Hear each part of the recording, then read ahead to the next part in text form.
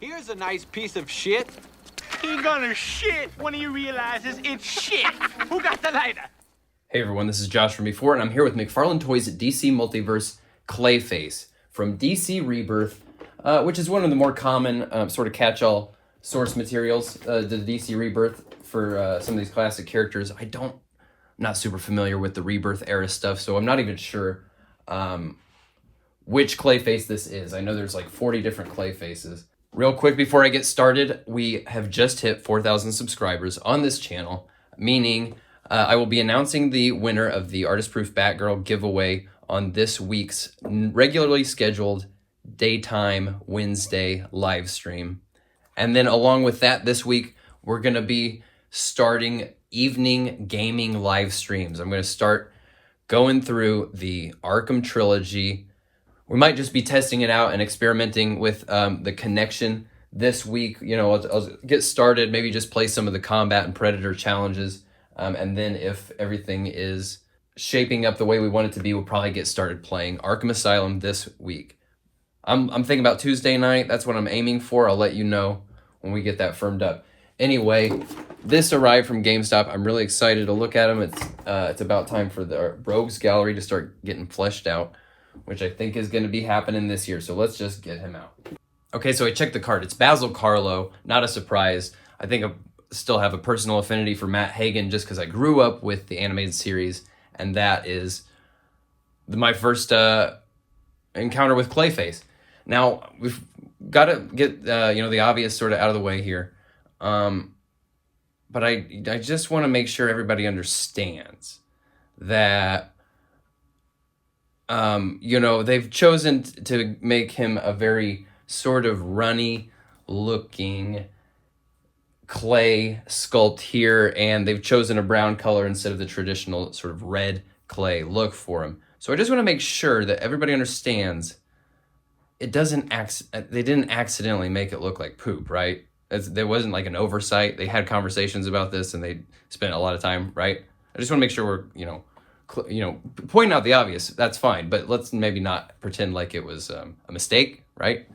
But the sculpt looks tremendous. He's really huge. I can't wait to start bringing him in for a closer look and playing with the articulation and looking at this really amazing sculpt. So let's just do it. Okay, so let's come in here for a closer look. You know I love it when a sculpt tells a story, and this one really tells us a lot.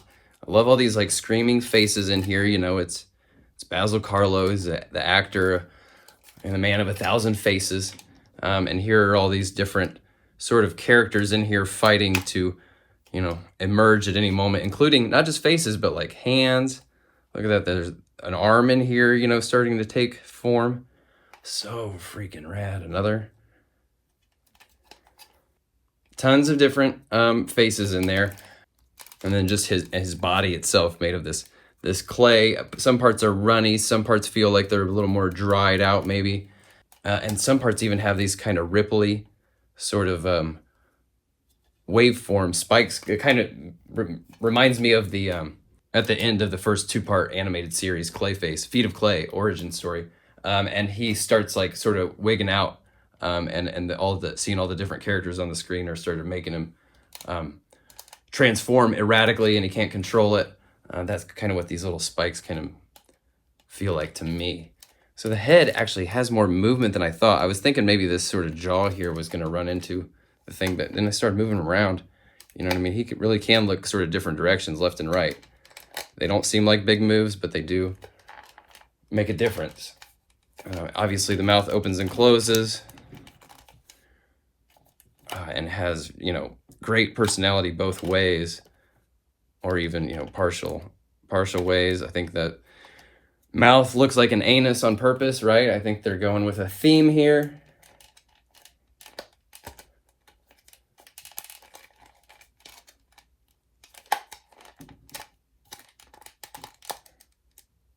Yeah, love the personality in the head. The shoulders don't have that butterfly sort of spacer piece, that washer kind of piece that we're used to. So there, it gets a little gappy right there. But man, the freedom that that shoulder has, there really is a ton of potential movement in it.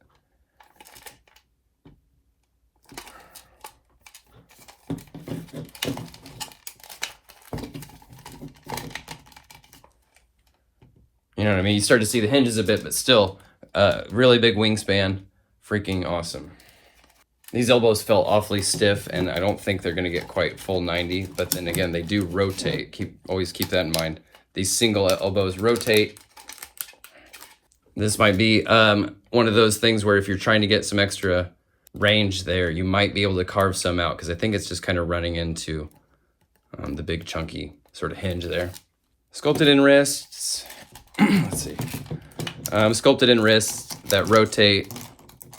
Also felt very stiff, but you can see how much personality you can get out of the range that these wrists have. And of course the hands are very expressive, so that's just gonna work pretty well. However you want to pose him. I mean, I think I'd like to try to get him like holding somebody too, you know, because he's a big dude. So he's got this overlapping, irregularly shaped, you know, soft pieces here at the torso. Oh, he's got way more range than I expected. This guy's got a better crunch than Nightwing has.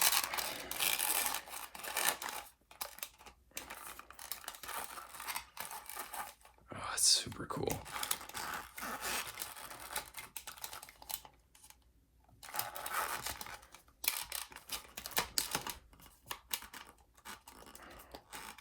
Oh yeah. Oh yeah. This guy's gonna be fun to move around. I mean, it gets a little gappy there and loose. It's not. It's whatever. It is what it is, right? I'm sure you can find a pose that's not going to broadcast these big gaps, right?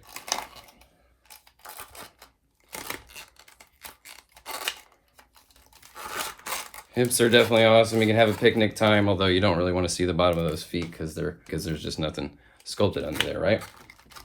I mean, they even rotated the hips quite a bit. You'll love to see that.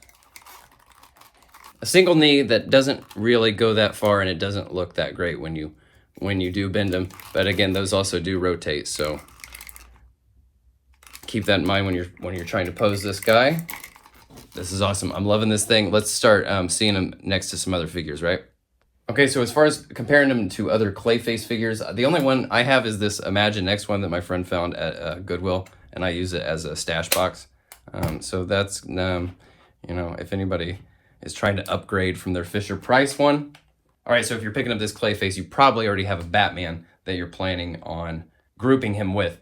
Here are a couple of the best contenders, in my opinion, the three Jokers on the left and the Rebirth Batman, the newer one. Let's also throw in like this Damian Wayne just for a smaller character, just kind of see the size variation there. And then I wanted to use these two guys specifically to try something. Okay, so part one is to just have him holding Damian like that, which is super awesome. But here's part two, which I wanted to try, which is going to be to pop this arm off of Rebirth Batman. This arm is holding this grapnel gun. And then what I want to try is, well, this might take some work, but the idea, I think we might have to go a little further for this idea to work, but and maybe even pop the pin out and just take the front forearm. The idea was that I was going to try to get this arm sticking out of his mouth as if he's like swallowed Batman, and Batman's like reaching out, you know, about to shoot the grapple launcher and pull himself out of his body mass there, right? Another idea could be these king shark limbs here. I'm not sure. I don't know if they'll fit quite right.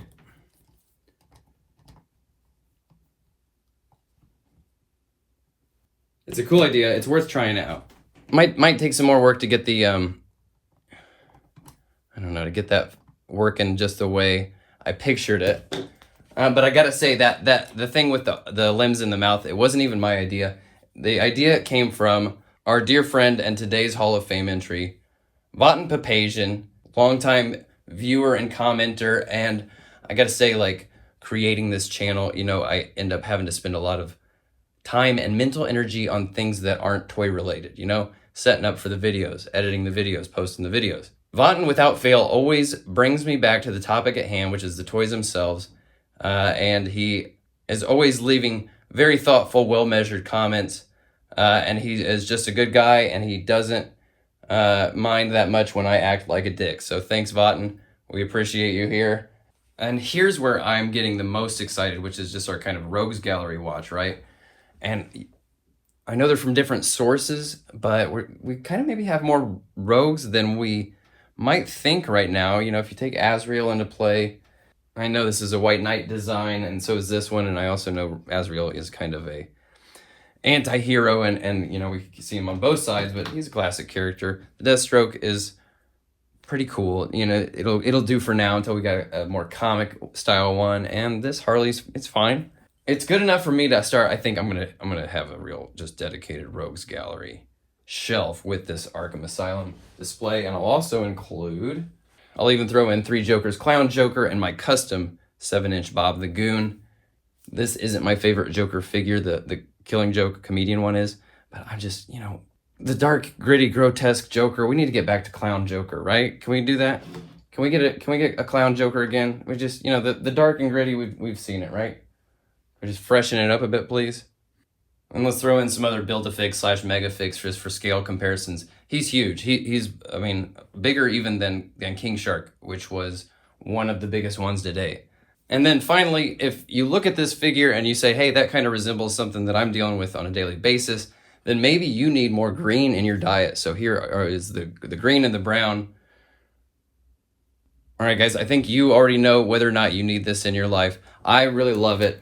He's cool. He's unique. He's fun to play around with. I love the silhouette. Like I said, I don't know much about the Rebirth iteration of the character, but this silhouette to me feels very similar to the animated series shape of Clayface, with obviously a much more elaborate, detailed appearance. And it looks like poop. It's hilarious. It's awesome.